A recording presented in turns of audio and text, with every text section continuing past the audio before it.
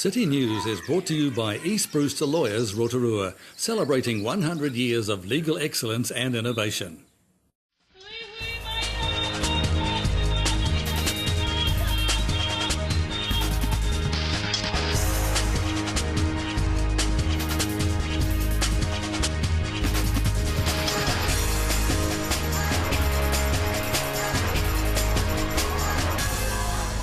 Good evening, Rotorua. Tonight on City News. Energy Trust Chairman Graham Hall says a steering committee has been set up to look at plans for a performing arts centre. The Rotorua gift and jewellery shop closes its doors next week after 48 years of being in business. And grandfather Greg Hargraves is ready to shave and raise funds for the Child Cancer Foundation. Chairman of the Rotorua Energy Charitable Trust, Graham Hall, says plans for a Rotorua Performing Arts Centre are a step closer with the appointment of a steering committee. Mr Hall says the committee will oversee the further development of the plan for an arts centre. So now we're actually starting off with a blank sheet of paper, and we've got to now, a steering committee has been formed of both groups, plus Glenys Rank, who is there as a council rep, and Judy Keeney, who is the patron of the Little Theatre, because we just wanted people there that have got knowledge and are able to assist. And the steering committee has now got a huge task of finding a site, looking at the type of building they want to put up, and also looking at the funding. So it's going to be a really big challenge. Sounds it indeed. But I'm sure that we can do better with for the performing arts in Rotorua. If you look at what we've done, Kitty, with the event centre, with what we've done with the convention centre, with the arts village, we put a lot of money in here, the museum, 22 million in redeveloping. We've got a lot of horsepower in the community, and now I think it's just working through all those issues to try and do what we have to do. The Rotorua gift and jewellery shop closes doors next week after 48 years of being in business. Retiring owner Brian McGilvray says over the past half a century he's seen many changes in town. Cool. Now you're going to finish up on March 29th. Yes. Why that day in particular? Well, it's the end of the stock taking year, and the 31st is on a Monday, so it's easy to finish on the weekend. And it's going to be sad in many ways. We've met so many people over the years that we've had a great friendship with, but it's a time when we've got to decide whether to retire while we still have our health or carry on, so we're going to retire. Grandfather Greg Hargraves is bidding farewell to his hair, eyebrows and a 21-year-old moustache in order to raise funds for the Child Cancer Foundation. Mr Hargraves' 8-month-old granddaughter was diagnosed with cancer in November. He says that's inspired him to help support the foundation's work in the Rotorua region. It's been difficult. She was our second grandchild, and it was only the day before my birthday last year that she was diagnosed with Wilms tumour, and it was only 8 days later that she had it removed, along with her kidney. And she's now she'll be having her 11th dose of chemo next week. So what are you going to do to fundraise? On Friday afternoon, 21st of March, I am going to have my moustache removed, my eyebrows removed, and all of my hair. And Greg Hargraves says he hopes others can be inspired by his story. His shave-a-thon takes place tomorrow at the Dancing Scissors Hairdressers from 2 p.m. In sport tonight, Tarawera Ultra Marathon race director Paul Charteris says government investment of $300,000 into promoting the race overseas is great news for the Ultra Marathon. Earlier this week, local MP Todd McClay announced the investment, which comes from the Major Events Development Fund. It's a lot of money. It's $300,000 over the course of 3 years, and it is a lot, but all the money will be spent on helping to attract as many overseas runners to come to Rotorua and Kawerau as possible, and also bringing their friends and family. It's also to help attract overseas media to come here and really promote all of our area, promote the race, promote New Zealand, really around to the world. It's hard to reach markets. These are the sort of people that might think they might want to come to New Zealand, and now there's a big event on here, so it's that extra incentive for them to come here. And then the money will also be used to help work with local iwi and Rotorua kawerau businesses and find ways of getting new business opportunities to leverage off events just like this one. To your weather update now. Tonight will be fine with light winds and an overnight low of 12. Tomorrow, Friday, fine with southeasterlies, a high of 22 and a low of 12. And the outlook for Saturday, sunny spells with an afternoon shower or two, southeasterlies, a high of 21 and a low of 11. And the marine forecast for Lake Rotorua, southeast 15 knots developing in the morning with waves less than half a metre, fine with the chance of an afternoon shower. Remember, for program listings and other info or to upload images, check out our website tvrotorua.co.nz, or you can head to our TV Rotorua Facebook page. Still to come in tonight's program, we take a look at the homelessness issue in Rotorua. We get an update on the upcoming Creation Fest event with organiser Joe Remains, and we catch up with Heather McAllister from Settlement Support.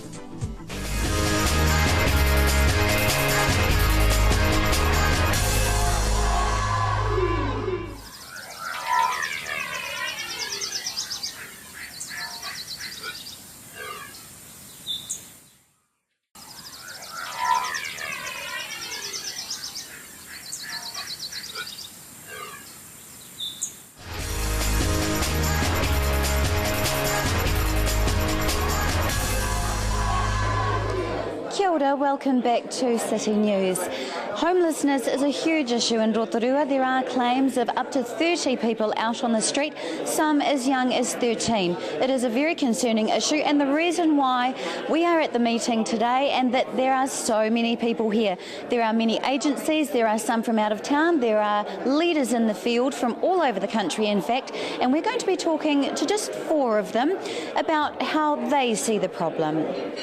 I'm joined now by Corey Haddock. Corey is the Service Manager of LifeWise Crisis and Housing Management, and he's also the co-chair of the New Zealand Coalition to End Homelessness. So you've got a few very important things to say, no doubt. What's your most important message?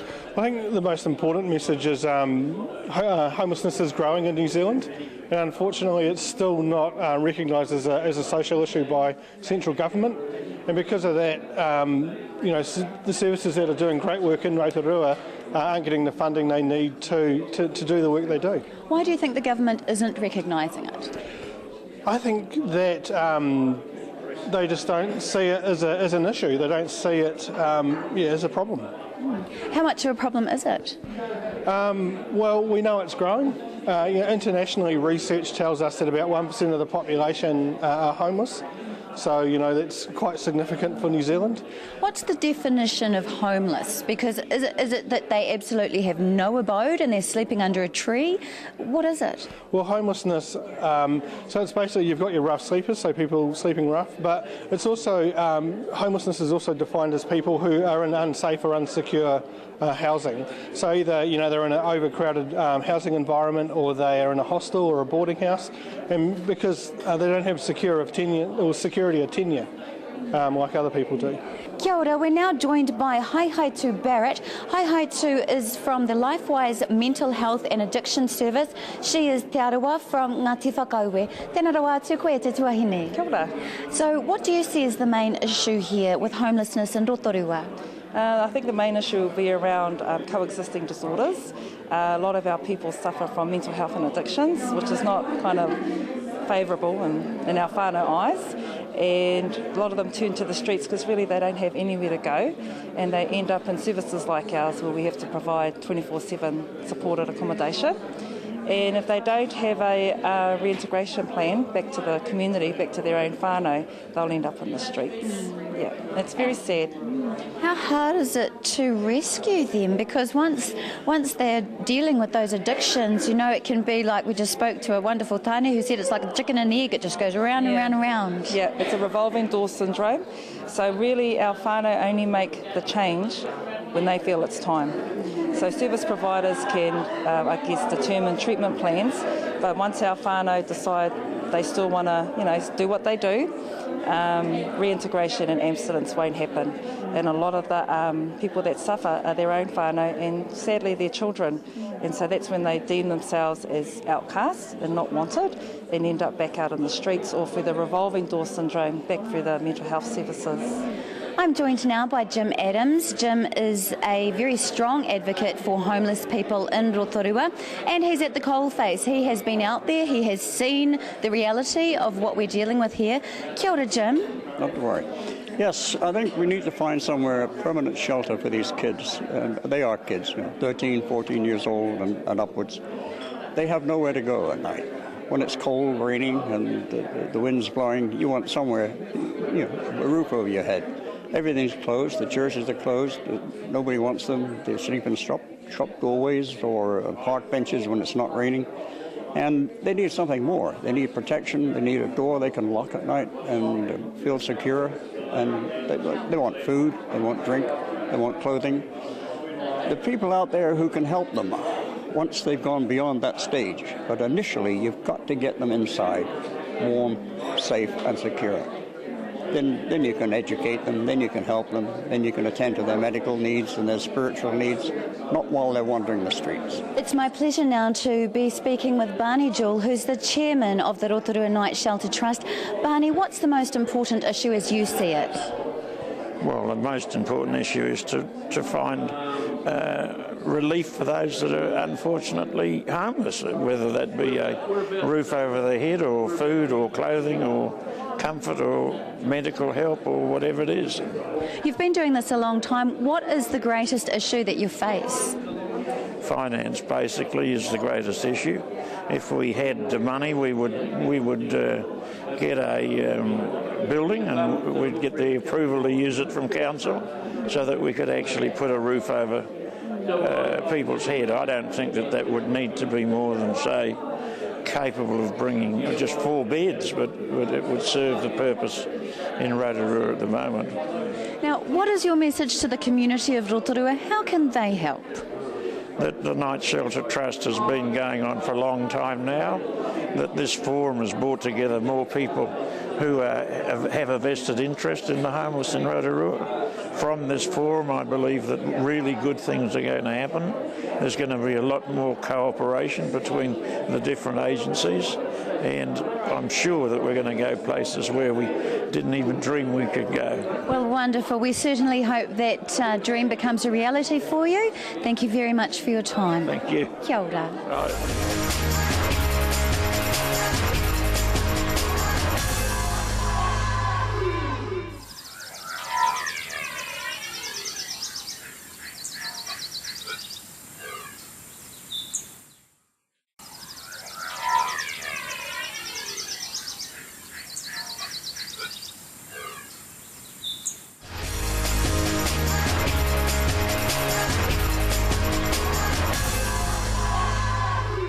If you consider yourself a performer or even a short filmmaker, stay tuned because we're down here at the Blue Bars and we're going to catch up with Joe Romains. Now, we're going to be discussing the Creation Fest, the very first Creation Fest. It's going to be held here in Rotorua, so stay tuned, we've got a good story. Hi Joe, good to have you on your show again with us. How did you get involved in the Creation Fest? Because I've had a look at the information and it's a massive competition.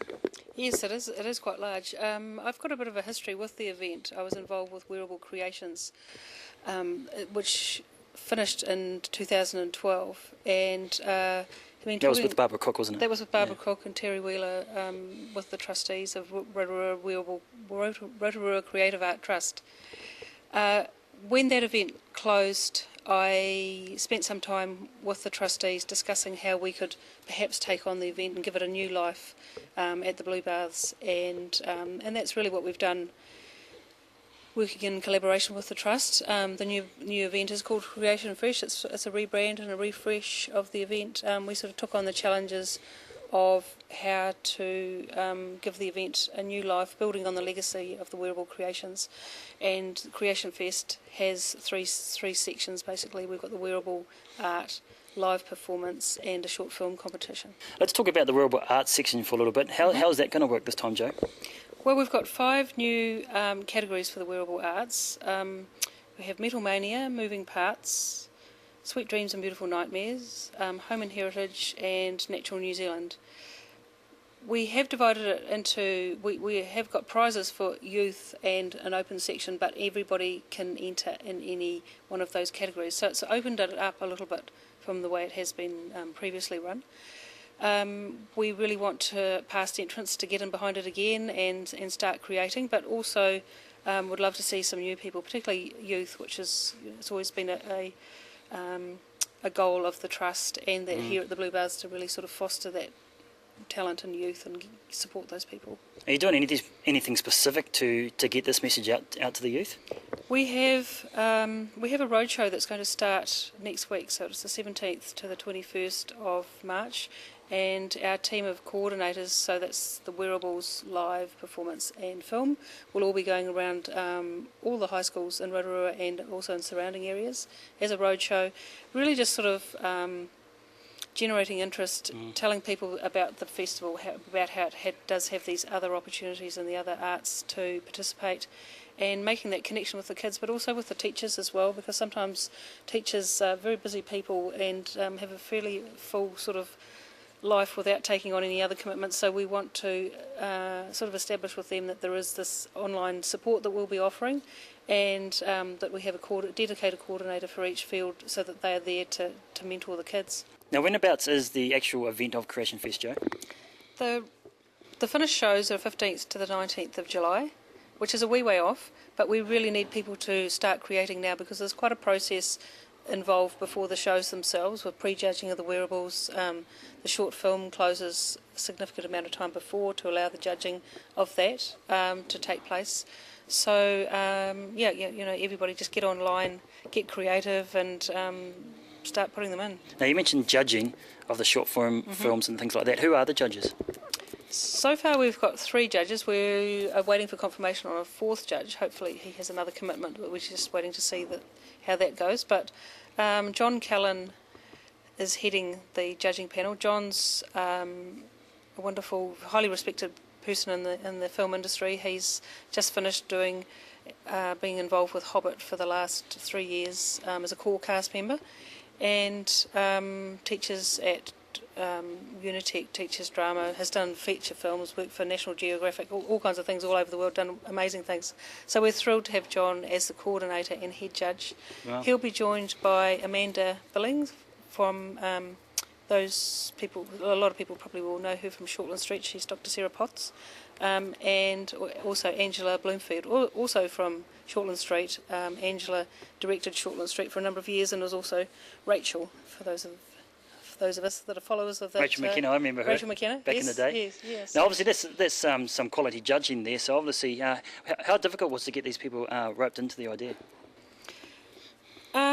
Not too difficult at all, really. I think people have really embraced the fact that this is a community project. It's supporting film, supporting the arts in general, but for those judges, it's supporting the film industry. They were really keen to come on board. It's just sort of a matter of fitting around their schedule, and as the judging with the film can be done where they are, they don't have to travel to Rotorua for that. It made it a little bit easier juggling around their schedules, but in saying that, they'll be here for the Friday and Saturday night of the shows, for the awards nights, and it's really great to have them along. It's going to be a great 4 days. Yeah. All right, good stuff, Jo. Appreciate your time. Thank you. Thank you.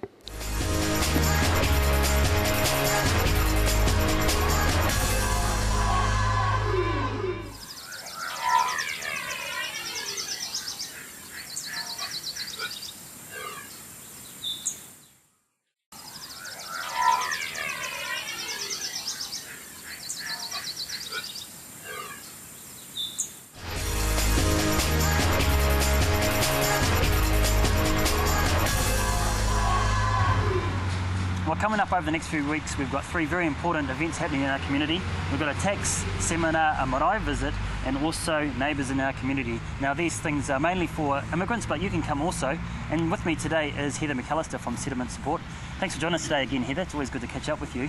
Now, let's start with the tax seminar. What do our viewers need to know about that? Well, a big topic for migrants are working for families and KiwiSaver, and the criteria should you register for these types of initiatives.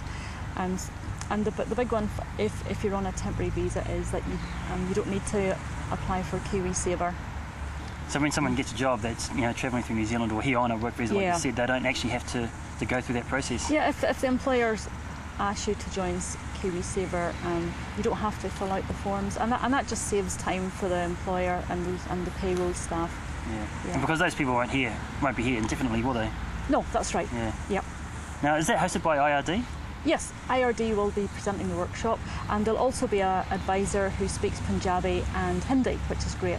That's fantastic, isn't it? Yeah. Now, whereabouts has this been held, Heather? It's held at the IRD office in Pukaki Street. 5:30 till 7? 5:30. Yes, that's right. So if you're working, don't worry. Yep, you'll be able to turn up. Now, also coming up, you guys have got a visit to Mātai Kotari Marae. Yes. Now, that's going to be exciting. Yes, it's great. The people at the marae said that they'd like to invite migrants out to see the marae and their community gardens and experience a marae welcome. Wow. So it's just lovely to be asked, and it's a great opportunity just to find out, what happens at a marae and to hear the stories. This marae is in a fantastic location.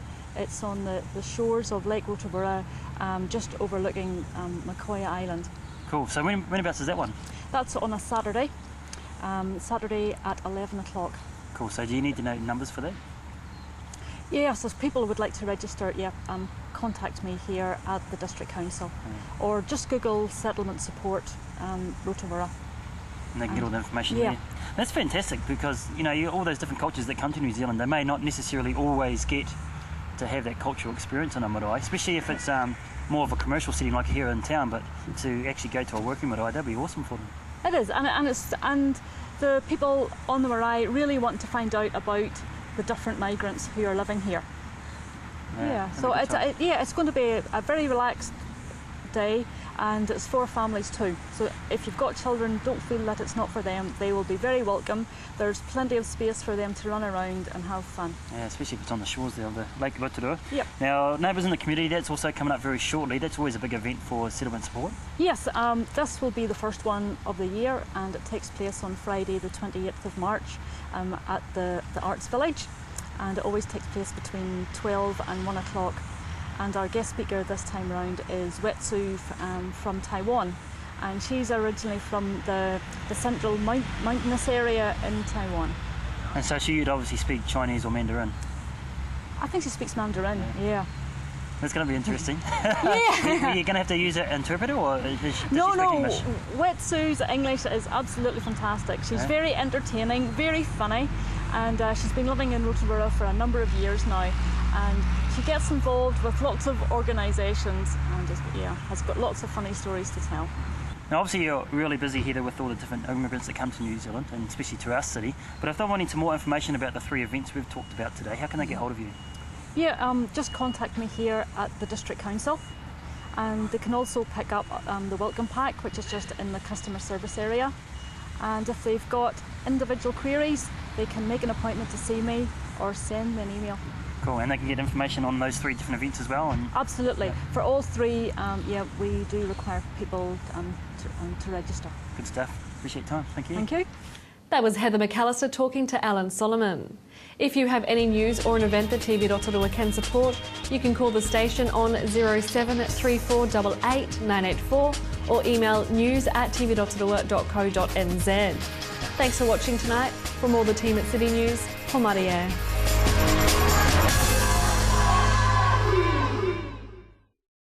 Supporting local content so you can see more of New Zealand on air. City News was brought to you by East Brewster Lawyers Rotorua, celebrating 100 years of legal excellence and innovation.